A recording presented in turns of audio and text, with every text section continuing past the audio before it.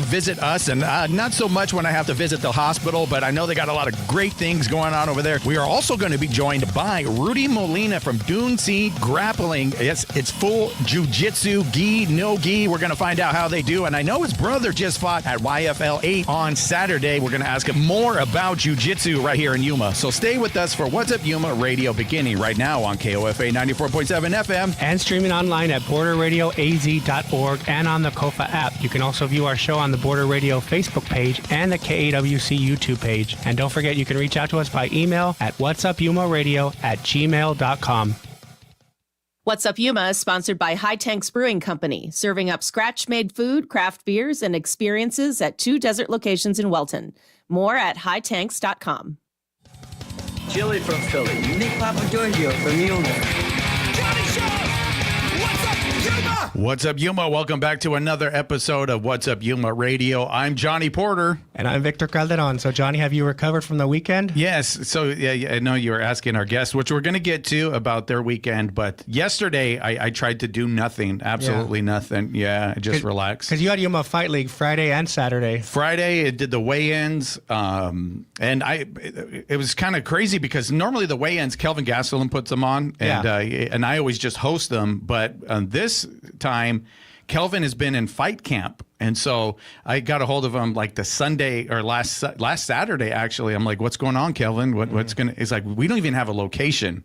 So I secured a location, I put it all together, and then that was that Friday night at a swanky place. And so I went above and beyond. I've done more than I normally do, plus hosting, and so it was it was a big success, I think. Yeah, right. Great turnout, and it was a great event. It was a good atmosphere, good vibe at Desert Sun Stadium with the fighters. So and the next day was that. I just want to say something really about the weigh-ins though. With Randy Couture there, that was really cool. Having 6-time world champion Randy Couture over there. A lot of people came in, took their pictures. A lot of people brought their kids over there to get. Yeah, Juan was there. And some other people we know from the community. So it was that was great, and he also stuck around for the fights that were the next day over at Desert Sun Stadium. Yeah, he stuck around, and still the same thing. People got to go up and get their autograph, taking pictures with them. It was real nice. Right. But my camera guy, as he goes over there, he gets some video, and so he likes to have the fighters kind of do something with their arms or whatever. Yeah. And the fighters don't like that. They're like, that's corny. He's like, do it anyway, please. Can you do it?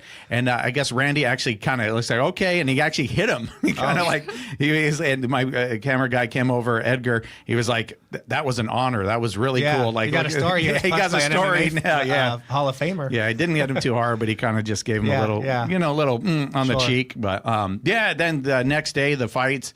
It was a great atmosphere, nice and cool out there. As soon as the sun kind of went on the other side. It did cool down because I was out at the air show earlier, and I was saying I ran into Jen from Onvida Health there. But it was a great event at the Yuma Air Show.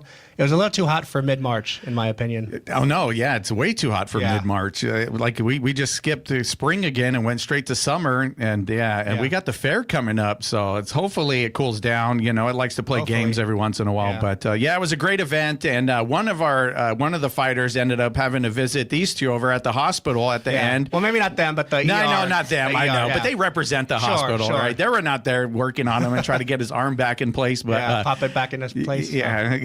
Kayla's like, here, you do this, get this. No. But just pop it back in. Yeah. No. Would you like to introduce our guests today, Victor? So we have Kayla Moran and Miriam Limon from Onvida Health. Thank you for being here this morning. Yeah, thank you. And we've had Kayla on before, right? In the background. Well, she was in the background. Yeah, she was here.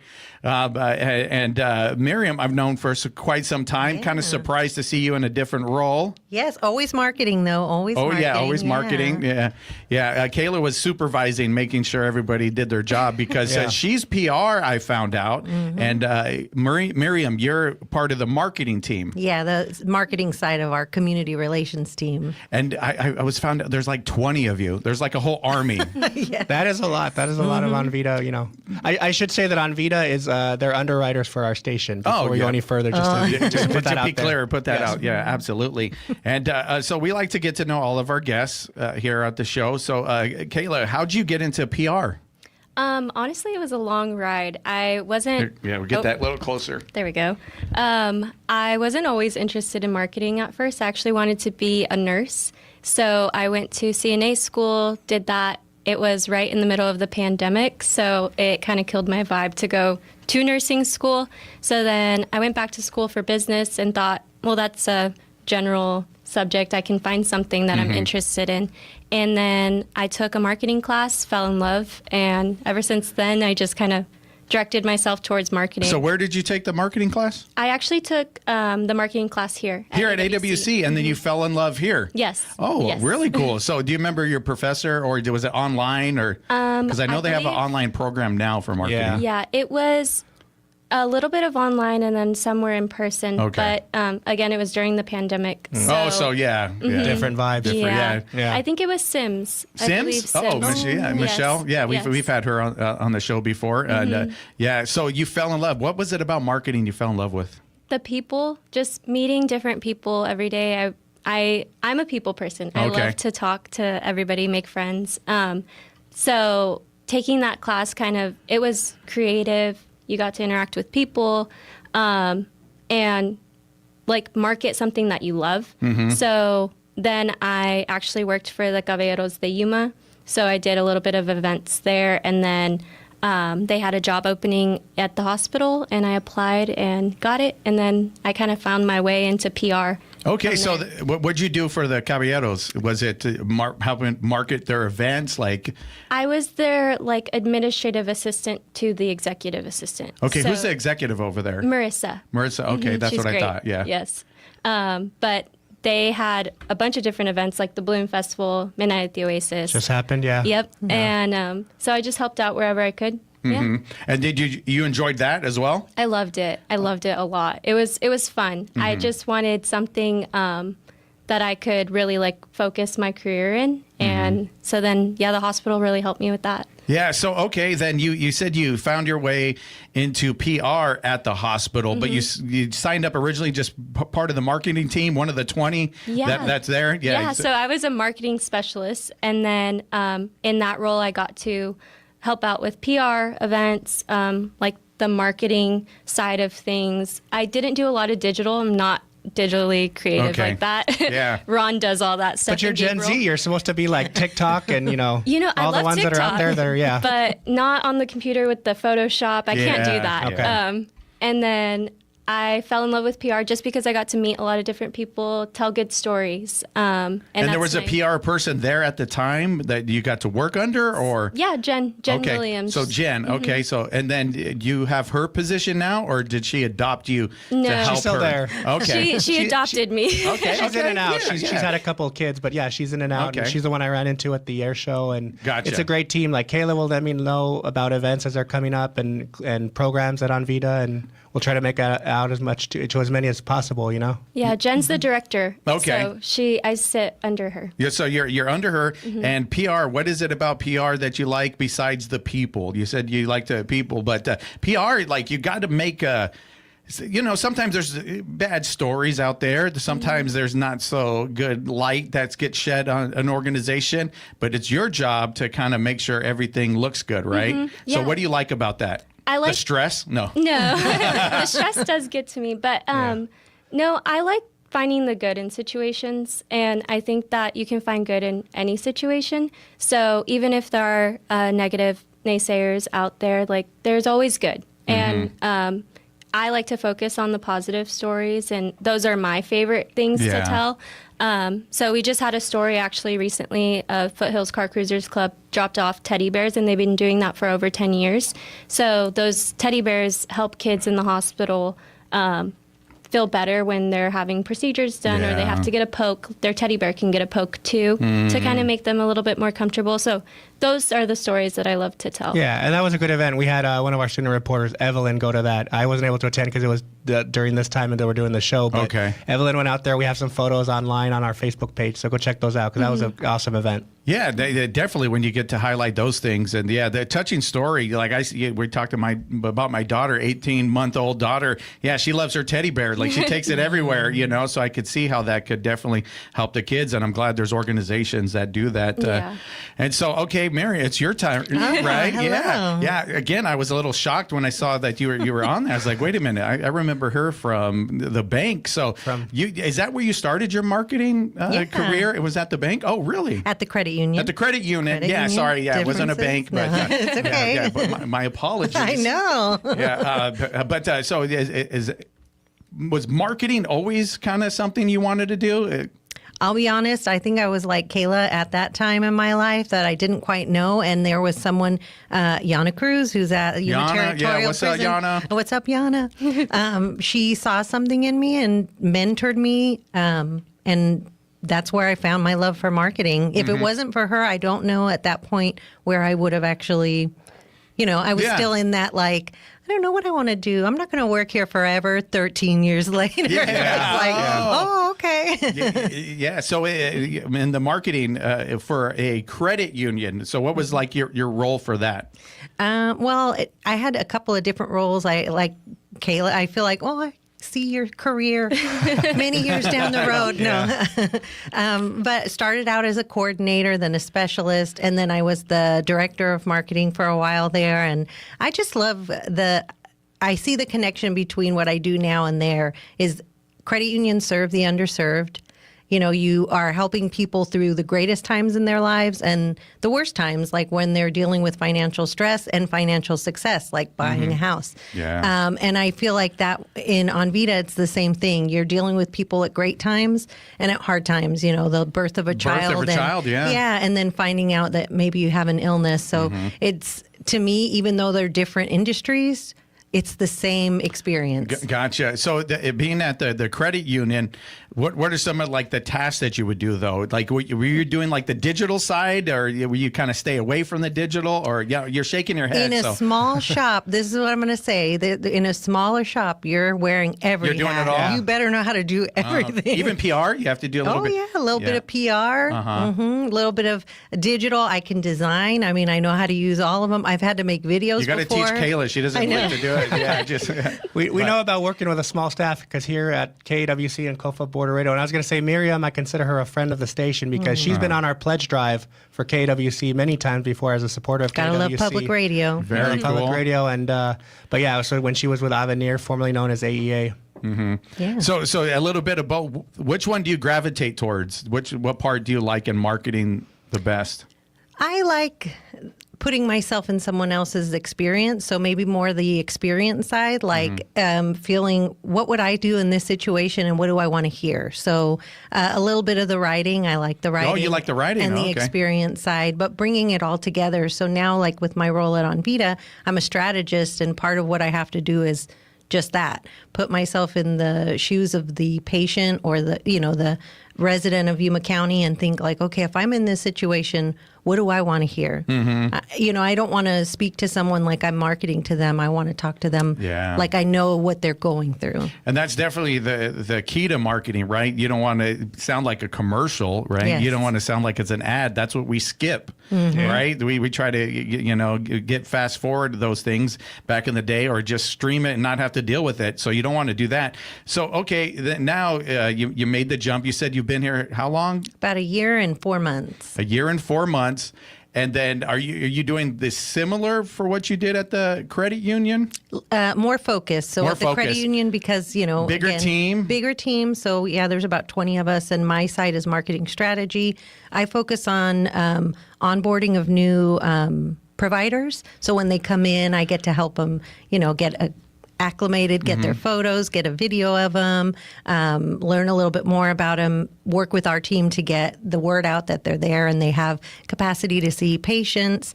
And then I work directly with all of the service lines. My particular ones, I have a counterpart, Ivan Monroy. Shout out to Ivan. He works with some of the other service lines. I meet with them regularly to learn like, hey, pediatrics, what are your needs right now? What are you guys seeing a lot of patients coming in for that maybe we could do outreach about, So it's just meeting with them. And I'm like Kayla, I'm a people person. I love being able to go out and meet all of these service line, all of the managers of the clinics and Onvida employs over 4,000 people. So Wow. it is, I will never get to meet every Onvida employee, but I love that, like being able to go out and meet all of the managers, learn about what they're dealing with on the clinic side, and then help on our end get the word out. So, and then you mentioned writing copy. Do you still do that? Oh, yeah. Okay, A you lot do. of copy, So, yeah. like, and where does that get distributed? Is that something that would be a caption on Facebook or Instagram, or is that like a newsletter, or what kind of copy do you It write? would probably be like the website, the newsletter. Okay. A lot of it is on flyers. So, paper is still Yeah, a print. thing. Like Yeah, yeah. people want to see their flyers. So we do a lot of different types of flyers that we take out to events. And right now in Yuma, it's event season. It is, yeah. It's like every week there's something going on. And as we do them, like I mentioned, sometimes there's different things that are topics of conversation that, hey, we want to get the word out about this. So there's always new flyers being made. It's not like we're ever going to be done. So Yeah. And is that a collaboration where it's like, okay, you said you would like to go out and see if there's a need, and then you would have to like get some copy together and maybe talk to Ron about designing it, and then getting it all together. And it's like, okay, we need to push this as a team together to get this message out. Oh yeah, and part of like the strategy side, I'm not always doing a lot of the tactical pieces, so we all depend on each other. Yeah. So it's like Ron and Gabriel on the design side are going to make it look beautiful. Santiago in the print shop is going to make sure that the printed items are ready and look amazing. Our web team and digital team, so Paola, Hasanthi, and Joel are going to make sure that everybody in town knows about it through social media or on our website. Our PR team is going to get the word out. Mia is going to let the team internally know, and our outreach team is going to get out there. So, I mean, we've got an awesome team. It definitely sounds like it. Like one day I do marketing myself, obviously, and I want a team like that. I mean, You're making me jealous over here. And I just got to say, Ron was when I first got into marketing. Yeah, he was working with us. Ask him about North End Studios. Oh, okay. North End, bring that up to Ron. North End Studios. That's where he started, and now he's at the hospital. But now we got to take a break. We're going to take a quick break. We're going to come back on the other side of the break and talk about some events that's going on with Onvida. We're going to do that right after this. You're listening to What's Up Yuma Radio right here on 94.7 KOFA Border Radio.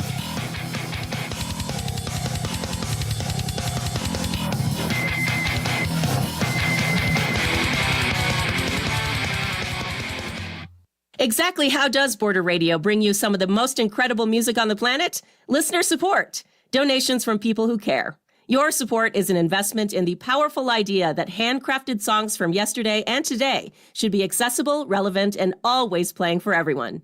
Visit borderradioaz.org to support the music, and thanks. You're tuned to 94.7 FM. The weather forecast for Yuma today is sunny and breezy with the high near 95, gusts as high as 30 miles per hour. Mostly clear tonight with a low around 66. In this week's Arizona edition, the Blue Angels are in the Yuma Air Show for the first time in 40 years. The Fort Yuma Rotary Club has a volunteer project at Centennial Middle School, and the Hotspot looks at Yuma's music scene.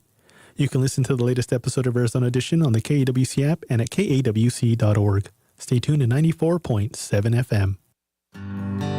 This is folk singer Michael Jonathan. Join us this week on Wood Songs. We have Grammy-nominated songwriter Leslie Jordan and Texas musical entrepreneur and community activist Chase Raines, both artists and a wonderful Wood Songs kid on this week's broadcast of the Wood Songs Old Time Radio Hour. Tuesday evening at 7 on KOFA Border Radio 94.7 FM.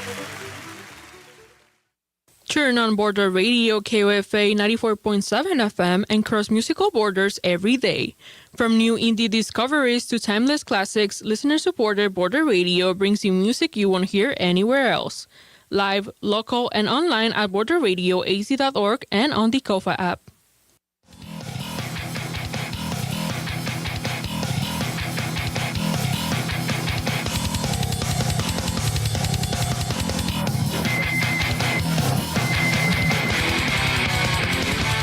What's up, Yuma? Welcome back to What's Up, Yuma Radio. We are here with Kayla and Miriam, and we're going to get to the point in the show when we start talking about some of the events. And you kind of mentioned about the teddy bears. That was who gave that again? Give them a shout out. The Foothills Car Cruisers Club. The Car Cruisers Club in the Foothills. Very cool. But I know we were talking off air that you have a chamber event coming up. Yep. We could start there. What is that all about? Oh, okay. So the chamber mixers are hosted monthly. Actually, I think now twice a month by different local businesses. We host one every year. This year it's going to be in our Heart Center, which is on the main campus. Mm-hmm. So do you guys get together as a marketing team and put that on as well? Do you guys get to do that? Okay, we want cupcakes. We want, what's that like? Yeah, we get to put it all together. We get together as a team, some of us on the team, and the events team really puts that all together. So that's the part of the events team, but you guys have a little bit of say in it? And Sometimes. Sometimes? Yeah, we throw out ideas, and Michelle sometimes really, they throw them back, but, it is what it is. There's no bad ideas. I know. Just brainstorm. Yeah. Michelle is super creative, so she gives us really good direction on what she envisions for the event, and then we go from there and make it all come together. Our events team, Monica, Channing, and Anna are... I mean, when you think about, they have Pinterest boards, mood boards to go for each event. They get into it. Yep. It's not just, we want to do this or this. They think of everything. Yes. So, and at these events, so you said it's in the Heart Center? And so typically at these events, you kind of show off, right, what's going on. So maybe new technology or some things you can expect when you're there? Like new equipment Yeah, they're going to be doing tours of the cath lab, which is right there. I think some of it might be a little bit of a surprise. I know they're going to have an area where they're talking about some of our big projects, like the Health Career Center and the new AHEC building. So there's going to be a lot of new construction conversations going on. Okay. The foundation is going to have a booth talking about some of the things that they're working on. The wellness, the women's wellness group. We have our Building Hope memorial right there, the COVID memorial. So you'll be able to see that. I think they're going to have conversations around that too. So a little bit of everything. There's just so much. You mentioned the Health Career Center, and I was just at that. And there's a partnership with Arizona Western College and Onvida. But remind our listeners, because I was at the Beam signing for that. So remind our listeners about that. Yeah. So the Health Career Center is going to be probably about next year around the opening date for that. But it is really a place for students to continue their education in anything healthcare related. So that can vary. I can't really say exactly which ones because they haven't been finalized yet. Okay. But anything healthcare related, that building will definitely help kids with further their education. So that sounds pretty exciting, right? Yes. And I bet it's really cool to team up with, shout out to AWC, where we're at right now. Who kind of put that together? Ooh, that was a leadership decision. Yes. Yeah, so they made it happen, and you guys get to show it off. Is that what it is? Yes. Oh, that's cool. Yeah. And what other events you guys got going on? The Foundation Golf Tournament is this Friday, so we'll be out there supporting that as well. You can still buy a golf ball if you would like to do the golf ball drop. It's always a fun one. And I think they lift it up with a little crane and drop them. So how does it work? And then how much does it cost to get a golf ball? And what do you win? I believe it's $20. $20? And then first place will be the golf ball closest to the hole, and then second place will actually be the golf ball farthest from the hole. So it switches it up a little bit. Yeah. Keep everybody on their toes. Yep. Yeah. So, and then what do you win, or what? How does that work? Or? You'll win a portion of the prize. Of the money. Of there's a pot of money. Ah, gotcha. And this year, all of the money and proceeds will go towards women and children's services. Oh, cool. So you put 20. It's like a 50-50 then, Yeah. right? So you get your 20, and then the winner gets half of the pot, and then goes. Oh, very, very cool. How long has that been going on? Ooh, a few years now. Yeah, wow. As long as I can remember.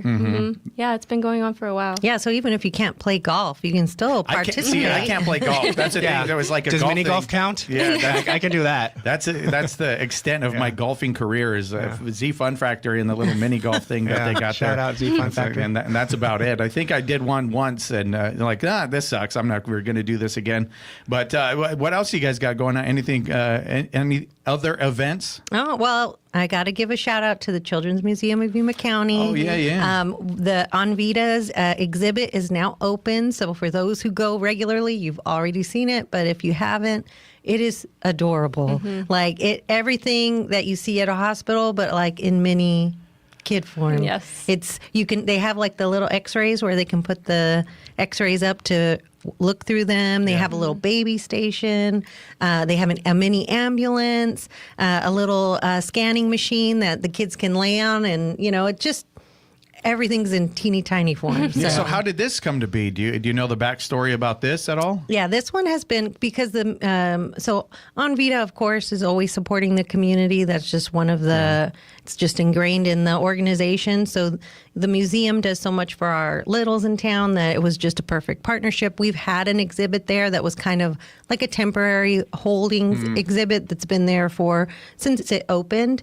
But this has always been the plan. This on is the the back dream. End. Yes. This is it. And now that it's in and you go and see it, it's adorable. And it's a pivotal age for the kids, right? They're picking this up. This could be their career. You need to bring Emma. Yeah, no, definitely. Okay. But don't lay on the the little table. It might not be Johnny's size. I won't do that. But the kids, they do that, and that's how they get influenced on things, right? And then looking back when you get older, I guess in my age, you look at actual pictures, but I guess it'd be on somebody's phone. It's like, hey, remember when little Emma had the stethoscope or whatever, and she was doing this, and now she's a doctor and making way more money than me. That'd be great. Like I could retire and stuff. Yeah, that'd be awesome.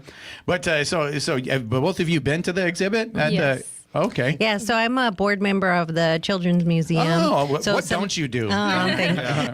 And it's got like a special place in my heart, but we have our meetings there, so I got to see it like kind of as it was getting put in, and it's adorable. There's just so many things, like you said, when kids get to see the possibilities, that just opens it up. Yeah, it opens it up. It gives them a frame of reference for something, right? And then it's like you could follow up on with that. Go ahead, Victor. Yeah, let's talk about community involvement because you both mentioned that you're on board. So you mentioned you're on the Children's Museum, but go down and talk about what each of you are involved in because you're from this community. You're involved in the community. So I'm on the Children's Museum board. I'm on the Education Foundation of Yuma County board.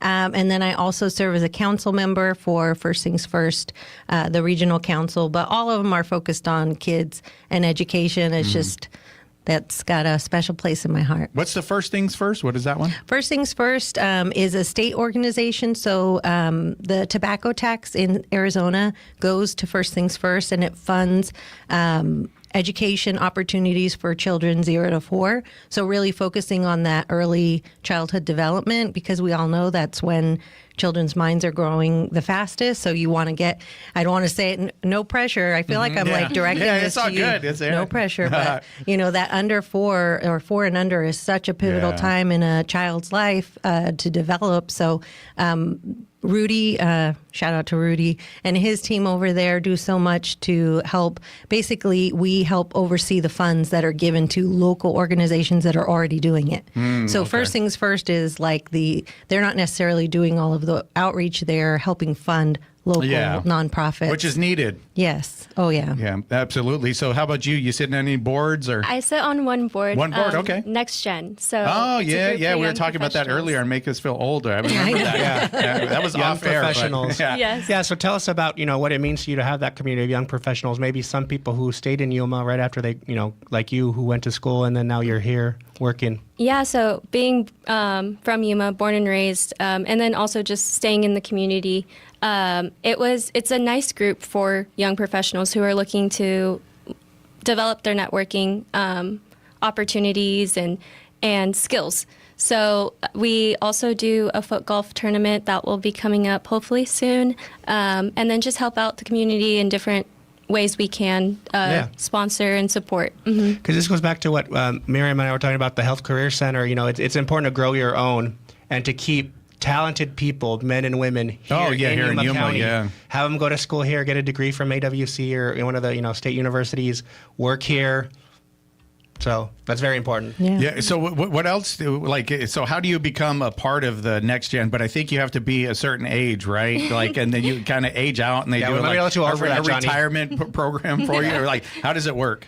So we host a thing called Third Thursdays. So if you look on our Facebook page, you can find it. We usually do it at different locations here in Yuma. We've done it at Swinky's, El Buen Taquito, just any random place that we can find a good spot for us to just network and kind of connect. Anyone is welcomed. It does not matter your really, age. if I show up with my gray beard, they're not gonna kick me out. No, Johnny, you're young at heart. Yeah, Yes. That counts. Yeah, people You're a young think professional at heart. People do think I'm younger than I am, and it's like, no, I just energy, I guess. But so anybody could go by. You just can't join the club, but you can hang out. Well, no. If you are a young professional looking to get into this, you can join, and we have a little QR code that you can scan, fill out the information, and then we love having new people come on. So who runs the organization? John Hessinger. Oh, from the BBB, right? Yes. Yeah. Every time he posts, there's always BBB and all of his Facebook posts. Yeah. So he runs it, and then and then you guys and meet. then we sit on the board. Yeah, we meet monthly or bi-monthly, just depending on location. But yeah, it's been good. All right. Well, thank you guys for being with us. It was kind of, like I said, a shock when I saw your name on there. And but it sounds like you enjoy your job, and both of you do. Yes. You guys love your team. Anybody else you want to give a shout out to on the team before we go? Or I know. Who did I forget? I haven't forgotten anyone, right? Michelle. Shay, Michelle, Casey, who's one of our remote people, Carla, Monica, Cynthia, Jen. I know. I love Becca. That sounds like 20. Melissa, Sasha. I didn't say Sasha. Yes, for sure, Sasha. Kenna. Yes, Kenna. Oh my goodness. I'm glad you're getting it out, because I forgot somebody one time, and it was a big ordeal, and it's like, oh my goodness, and I'm sorry, it was live radio, but hopefully you guys got everybody, and shout out to everybody over there. And with that, we are going to take a break. We will be back with Rudy Molina from Dune C Grappling right after this. You're listening to What's Up Yuma Radio right here on 94.7 KOFA Border Radio.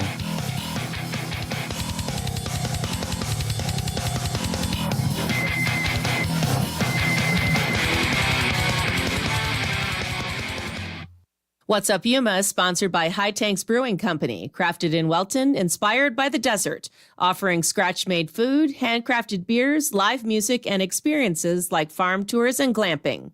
Location information, the schedule of events, and details on the range of options to be enjoyed are at hightanks.com. I'm Public Radio Runner. Join me for Bonus Smiles, the show sharing the stories and playlists that fuel runners. Why? Because the rando cheering you on at a mile 77 aid station is the same kind of person who supports local public radio. Join us every Saturday at 5 a.m. on KOFA at 94.7 FM for stories that soothe and jams that power long runs. For KAWC News, I'm Alexandra Rangel.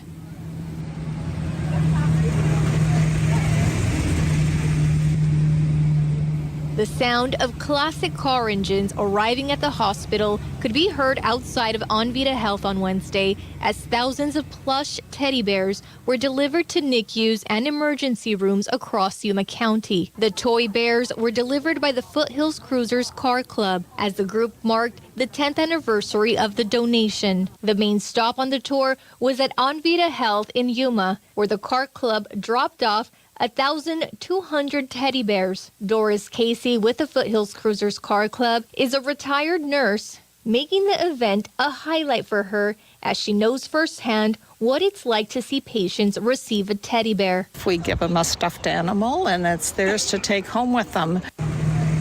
For KAWC News, I'm Alexandra Rangel. The city of Yuma will celebrate Arbor Day on Thursday, March 19th at Ponderosa Park. Staff will work with students to plant trees and learn the importance of caring for the environment by giving back to the community one tree at a time. This all-ages event is open to all and starts at 9 a.m. Details at yumaaz.gov/events. Welcome to KAWC's The Hotspot. I'm Chloe Michael. And I'm Maya Manry. This week, we hear from artists and promoters alike who share the impact music has on Yuma.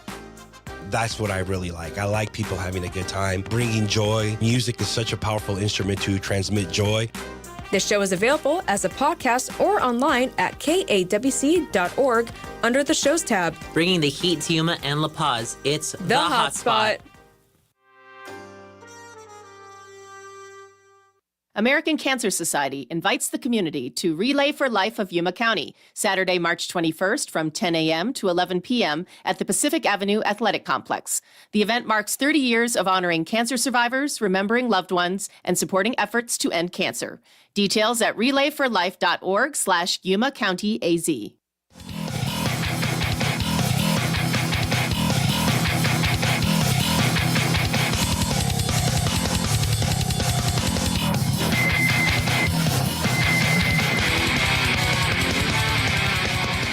What's up, Yuma? Welcome back to What's Up, Yuma Radio. We are here now joined by Rudy Molina from Dune C Grappling. Thank you for being with us, Rudy. Nice to be here. Yeah, and so it's I guess I haven't really talked to you since you've been a part of this. The way the algorithm works, if you're not interacting all the time, you kind of miss some stuff. But then all of a sudden, Dune C Grappling starts popping up on my feed as you guys got more popular, and I'm like, wait a minute, this guy used to be a part of the Dune C crew, and now he's teaching jiu-jitsu. So we're going to get back to that. So let's start off. We like to get to know all of our guests. Are you from Yuma originally? Yeah. Not born here, but yeah, this is my city right here. This is home. Yeah, what schools you go to? Shout out to the schools. OC Johnson, man. Yeah. I love that place. So I knew you wanted to give a shout out to OC Johnson. OC Johnson, Woodard, Yuma High. Attended right here for a little bit too. Yeah, and so the way I know you originally is through hip hop. Yeah. So it's been a while since we've been in the studio together. Yeah, it's right? been. So we have been in the studio. Actually, I think there's some songs still out somewhere on some platform. Yeah. But I definitely know there's that music video where I just did part of it. But so let's go back to the hip hop side, because that's how you kind of got involved in things. So how old were you when you started rapping? Who knows? I've been rapping forever. Kind of was a thing that we just did as kids, standing in a circle and kicking rhymes, as you know. Yeah. And that evolved somewhat to you coming along. I was doing throwing parties at the time, and you came along and were like, hey, we're starting this rap crew. Yeah. And I don't even think you brought me in as a rapper. I don't even think you knew I rap. So originally, the way it went was you had the green team. Yeah. You were doing events, and you had very popular event, I think, that you would do is maybe a Halloween one over there at Underground Tattoo. Yeah. And we met over at Cloud 9, which was a hip hop spot a little bit. I actually saw the owner of that, or the old owner of that, a couple of weeks ago. But anyways, I saw you over there and got hip to what you were doing, and we joined forces for putting on stuff. Yeah. I remember we had our first little meeting, and you guys were recording and had a beat, and I just started writing, and next thing you know, we were rapping together. Yeah, and so early on, who were some of your influences in hip hop? Because I have to say, I'll mention this. You're really good, and you don't just kind of throw out words when rapping. You actually try to have some substance behind it. So who are some of your early influences? Are we talking about Yuma, or are we talking about just general? everywhere. Man, just the whole underground scene in general. Aesop Rock, man. MF Doom, Black Thought. Just throwing out my top 5, I guess. That's exactly what I'm asking. Yeah, but we're talking in Yuma. Plan B, really, rest in peace, Plan B, and Citizen Name. Both of them had a lot of influence in what we do here. That's your brother-in-law, Citizen Name. Citizen Name. And even people like you, because at one point I seen you guys rapping, and I was kind of like, oh, those guys are good rappers. Those are the guys that I want to be like, so. And but you have to have a taste for it, because again, what we did was underground. It was more along those lines. So you were already kind of dabbling and listening to those things. And you mentioned Black Thought from The Roots, which is an incredible MC, probably one of the best. And he kind of gets left out of some of those conversations sometimes, but he's actually one of the most incredible MCs. But he was part of a very big popular group that got big, and now you can see him on Jimmy Fallon's show every night. But The Roots, big time, man. Just those people who kept it real and kept it true, and were not dumbing it down for the industry. that's what I was into, and that's what I still am into. You know. Yeah, and then we did that. We got together. We did the hip hop, and we also put on a show. And I wanted to mention one of the really big shows that we did over at the Crest. You talk a little bit about that one. You remember? I did a lot of really big shows. Well, the first verse, I think it was Joel Ortiz, or was it Joel Ortiz, Strong Arm Steady. Strong Arm Steady. Yeah, that was the other one. Yeah, we did some. Joel Ortiz was awesome, man. We did some cool shows. But I was actually just looking back at that time, listening to Sirius satellite radio recently, and I hear artists that we have brought to Yuma. Yeah. On that level, you know, it was Razkaz, and I was like telling my kids, it's like, hey, Razkaz was at our house. We barbecued and sat by the fire, and like things like that. So you know, it's cool looking back. On what we did, and you know, maybe some of the impact we had, you know, in the hip hop world, because it's really not around anymore. It's not. It's definitely. It's like Actually, Quell just hit me up because he's putting out a new album, and he's like, "I'm going to come in June. Like, hook me up, put me at a spot to." And I'm like, "What spot?" Like, I'm thinking, I'm racking my brain. Like, where can I get this guy? Man, let's make it happen. You want to make it happen? Okay, we're going to make it happen. The Joel Ortiz was a big one because at that time he got signed to Slim Shady Records. And they were telling, I remember I'm dealing with it. They're like, well, we can't say that. We can't put that on the flyer that Eminem just signed this guy. We were forbade for doing that. Legal reasons. Yeah, because it wasn't announced. The press release wasn't out there, and we couldn't be the first to do it. So they made sure, because that would have been so great to be like, you want to see that if you know someone. Use it as promotion. Use it as promotion. Yeah, one of Eminem's artists is going to be at the Crest, and because he was known in the underground scene at that time, but wasn't really big until he got put on with the Slaughterhouse. That's what he was signed for, Eminem's. But it was still cool. Like, I remember with him, he's like, man, I need to get a haircut. You know, it's like, I think your brother actually took him somewhere. Shout out to your brother. 12th letter. Yeah, 12th letter. He took him to, I think, get a haircut or something. But after we did a news thing, but then Strong Arm Steady, that was one of your favorite groups, I know, and then that you really liked and influenced by, and we got to bring them down. Yeah, it's crazy. I remember just riding around with tomfoolery, just delivering tickets like for hours and hours, and the phone wouldn't stop ringing, and we were just going house to house, delivering, selling tickets by hand. It was a different time, man. Now you just throw up an Eventbrite. And, you hit the link. Put it on social media, get the people out there. Yeah. Yeah, but you were hustling those tickets, but it probably felt really good to bring somebody down that you and I know Tom were listening to. Yeah, because I wasn't really familiar with them as much. And Crondon, and I knew him, but this was definitely part of your atmosphere. Just making those things happen for the people, man. Because if you're not going to do it, no one else is going to do it, man. Mm-hmm. That's just that was what's good about it, is we did that. You know? Yeah. We had a good little run at it too. We did, and then we were at kind of where the namesake of it all was. The Dunes Bar is where we were performing. You remember the Dunes Bar? Were you around here? No, that was before. It is now Curry's restaurant. Curry's. So it's Curry's now. So every time I'm in there eating their delicious food, I was like, man, I had so many like huge shows in this like bar right here, just packed in. I remember like Planet the Asia, Chicharrones there with Josh Martinez rapping with the beer bottle on top of his head, like balancing it like crazy. Yeah. And it was cool because we would get the youngsters in. Your brother, he was young, and Georgie and Benser and these young kids that were able to kind of witness what we were doing. And then I remember it's like, okay, we want to get put on now.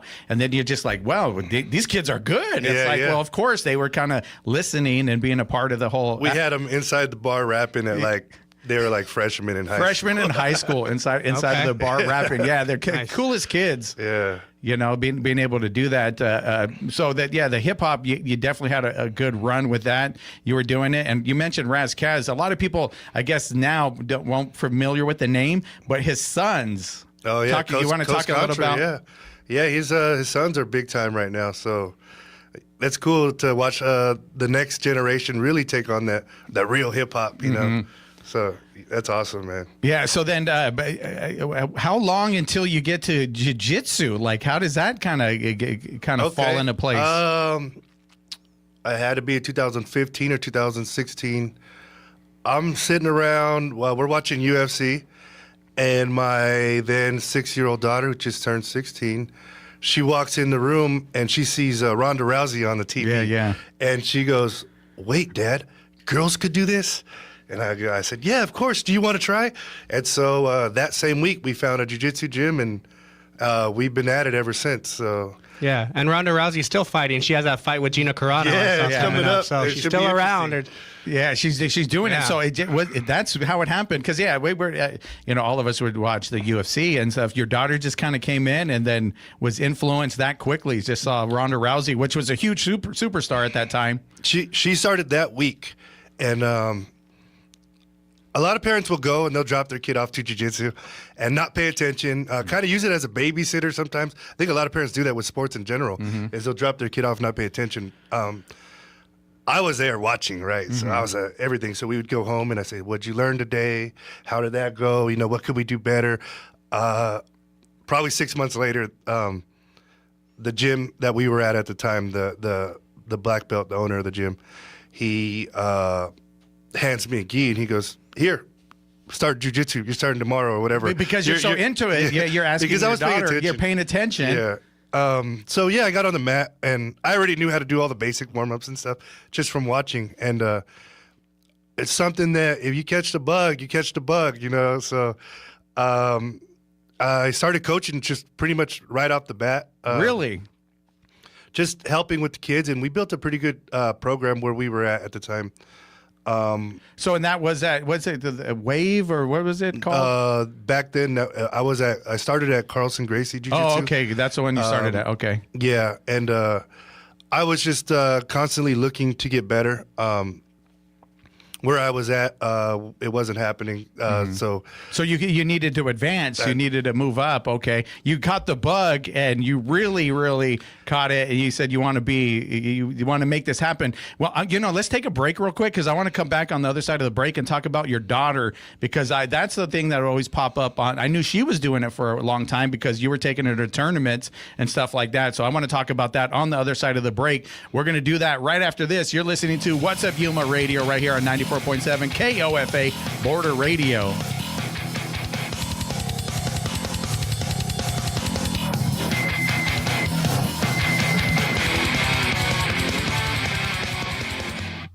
There is so much advice about decluttering, like the Marie Kondo method, where you ask yourself, does this item spark joy?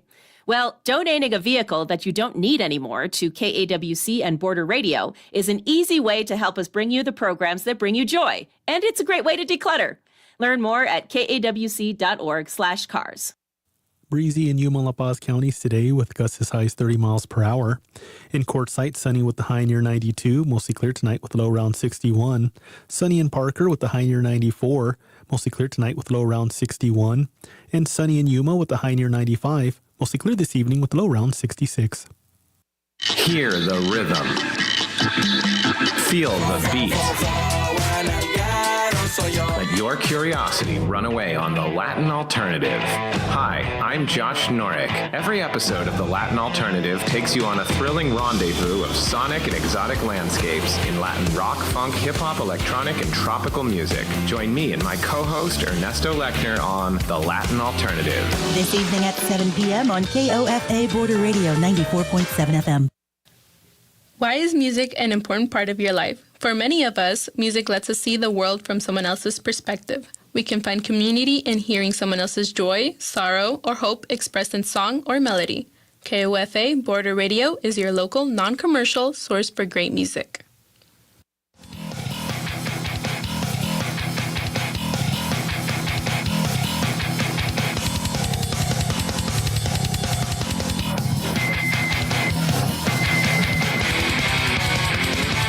What's up, Yuma? Welcome back to What's Up, Yuma Radio. We are here with Rudy Molina, and we left off. We're going to talk about his daughter, and I did see, like, they start popping up on my feed, her going to tournaments, and then we're going to get to his brother, who actually fought this Saturday, and it was a draw, but he, I think, like you said, edged him out when we were talking on break. But let's talk about your daughter, because you caught the bug. You're out there, you're supporting her, and I start to see her at these tournaments where she's doing pretty good, right? Yeah, she competed as a gi jiu-jitsu player from 6 years old all the way through junior high school. So in jiu-jitsu, it's a roller coaster. So she had her ups and downs. Yeah. You know, social media, you see the wins, but there was the losses for sure. You know, that's part of it. You know, everybody's going to lose. There's no way around that, you know. Mm-hmm. So And that's something you got to teach, right, too? Yes. Like, there's going to be the losses. It's going to be all right. And it's something that's really great about jiu-jitsu is you learn how to deal with those losses. You learn how to, you know, stay calm through the adversity and get back up and keep going, you know. So I think it's an awesome sport for kids in that sense. Is there's been times where, you know, she's disappointed in herself, but she got back up and kept going, you know. Mm-hmm. So she went from being a gi jiu-jitsu player where she mainly pulled guard, and for those of you that aren't familiar, pulling guard is like grabbing somebody, then pulling them on top of you and wrapping your legs around them, right? Okay. So that was how she won all of her matches in jiu-jitsu. Last year as a freshman, she went to Yuma Catholic and she said, I'm going to wrestle. So she went to go wrestle, and wrestling and jiu-jitsu is real similar, but the points are different. You know, jiu-jitsu, you could be on your back, you could do all that. The wrestling, you go on your back, you lose, right? So she had to completely reinvent her game. Oh, geez, yeah. She had to reinvent her game, and she won the state championship last year as a freshman. Okay. So she won having to reinvent. Like, she's in the process of learning this new thing. Like you said, you can't go on your back when you're wrestling. Where you're comfortable, where you could have some certain moves in jiu-jitsu, and she had to teach herself, and then she ended up winning. Yeah. On top of that, she won with a torn labrum. So she had torn her labrum about a year and a half before the season, and just kind of recovered it with the Valor Health. Steady recovering, like once, twice a week, and she went many matches where she would just lose the match because her shoulder would pop out. Oh. And that weekend at state didn't pop out, and it bothered her, and she won. You know, she pressed through. Ended up getting surgery pretty much immediately after that state title, and then went back halfway through this season and made it to state again, but tore her other shoulder. Oh, man. The week 2 weeks before state at the sectionals, when she won the sectionals, and so she placed 6 with the really badly torn labrum. But now she's getting the other shoulder repaired in a few weeks. So it's what I'm seeing a lot in girls wrestling is that's just part of the game. You know, Oh, really? You got to deal with those shoulders. I don't think. Their anatomy is kind of built the same for that, you know, but just her going out there and saying, hey, I'm still going to give it a shot, you know. Yeah. And that was cool because we kind of left it up to her, and I told her, hey, you know, you might regret it if you don't try. Mm-hmm. That's all I said. Yeah, that's it. And then she takes it. So then at that time, do you do any tournaments, or are you just always teaching? If you want to be ready to go to a tournament, then you have to dedicate a lot of time, you know, training and dieting, and a lot of your energy has to go to yourself, you know. And I've been really a full-time teacher for 7 years now. So I competed once. I'm undefeated. Yeah, there you go. I competed one time. I won both of my matches. But I've always dedicated all of my time to kids. And so my kids program has been very good throughout the years with my gym that was formerly Rogue Wave. We had the best kids in the state for like 4 years running. So all my time has been dedicated to the kids. And like you go out to those jiu-jitsu tournaments, you get there at 7 in the morning. Your kids start competing at 8. The adults don't go on till 3 or 4. So my adrenaline has already dumped and I'm already tired by 1 o'clock. So competing and being a coach is really tough. And I pat anybody on the back who does both, man. Yeah. So definitely. Do you have something? Yeah. So what can you say about the jiu-jitsu community in Yuma? Oh, it's great and it's growing. I really love that, we have open mats and we go to each other's gyms.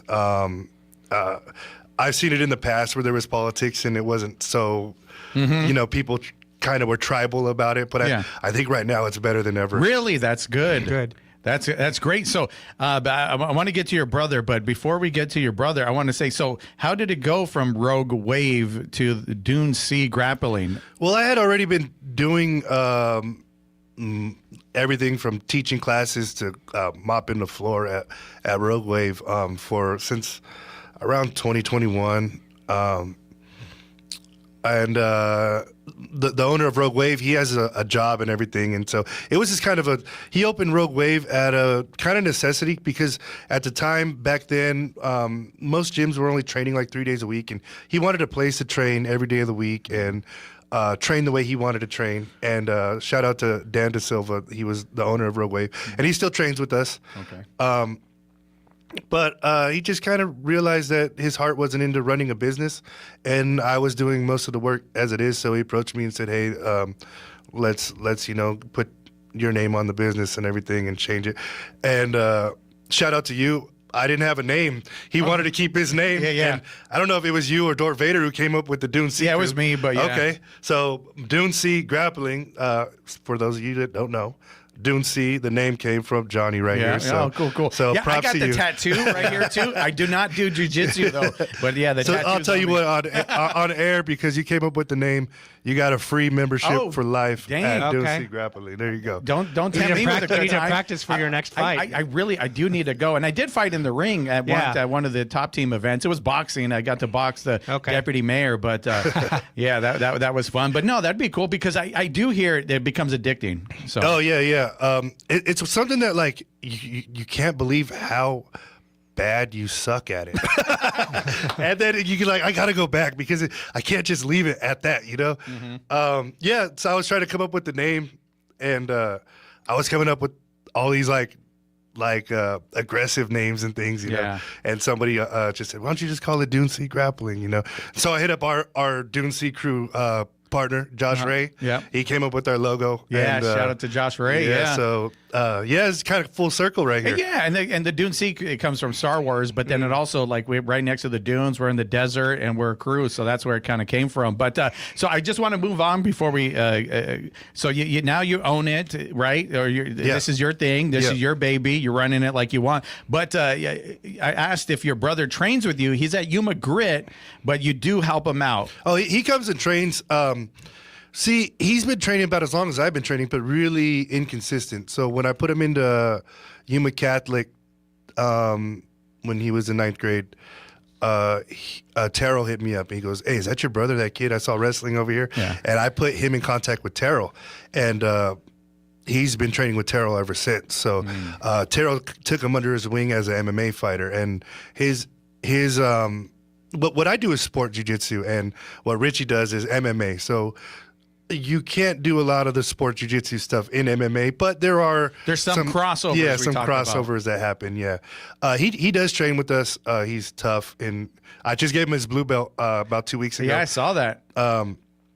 He's tough. That is one of those things. It's like this guy who barely even trains jiu-jitsu comes in, and all of the best guys, have trouble with them, and he's fun for me to wrestle because he's my size, but crazy strong. I get to his leg and I can't move him and things like that. So, and he's your little bro. So 14 years younger, I used to change his diapers. Yeah, little bro, and he's doing it. And he fought Saturday at YFL 8, looked like a beast out there. You know, he's so quiet normally, like when I talk to him, but then he gets in the cage and he kind of turns it on. Yeah, I guess it's in our blood. It's me, him, my 3 daughters, all of us compete and fight. So that's just I don't know how else to explain it, but that's what it's a fighting family. What it is, yeah. Don't mess with the Molinas. No, you can talk about your older brother like, on the streets fighting, but yeah. I guess my older brother was fighting too, but he didn't harness it. Yeah, he didn't harness it, but very cool. So tell everybody how they could follow you and find out more